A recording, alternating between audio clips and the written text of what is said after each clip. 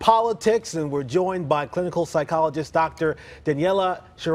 Thanks so much for being here with us. It's my pleasure always to be with you. All right, so we're talking about sex scandals and sex addiction. It's like this catchphrase now because, of course, you have this guy in San Diego, you have Anthony Weiner, you have all these folks doing these, well, things that maybe aren't so appropriate. And they're saying, well, gosh, I have a problem. I have an addiction. Do you buy that? Is that a real thing or no? No, it's bad judgment, and definitely it's abuse of power and knowing that you can get away with it. Any politician nowadays who gets caught has all of a sudden an addiction. No, Corey, this is damage control. This is the avoidance of consequences, all right?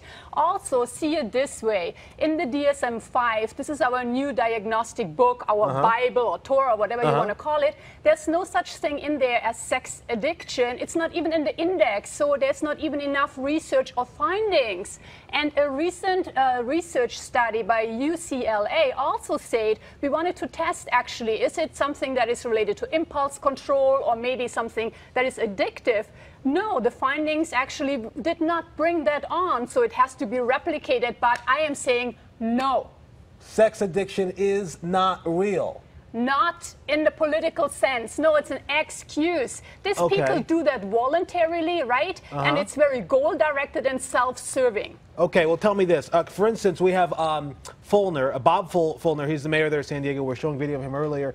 He's saying he's going to go into a treatment, like a 2-week quick treatment, and get treatment for his addiction. So if there's no such thing, as you say, it's sex addiction, then how can you be treated for it? That's my question. Because also when he came on, he said first he tried to play the age card. Well, it's a generational thing, but I'm not using this as an excuse. Right. He's watching too much Mad Men, right? Because okay, yes. In former times, it was not socially more acceptable. What happened is there were no consequences. Okay. So the fact for him right now is he goes to treatment, but he wants to hold on to his power. Look at me. Yeah. It wasn't my fault. I'm going away, and I'm phoning the mayorship in for 2 weeks. Okay, so you say, so basically he's a pig, basically, more or less. This is what you're saying. Perhaps that's not the standard word in your books, but I mean that basically here's a guy that just acts inappropriately around women. And that's just I would say it has to do with abuse of power. See it this way. We have studies out, right? They say some politicians have similar traits to psychopaths. It doesn't make them psychopaths. But what is it?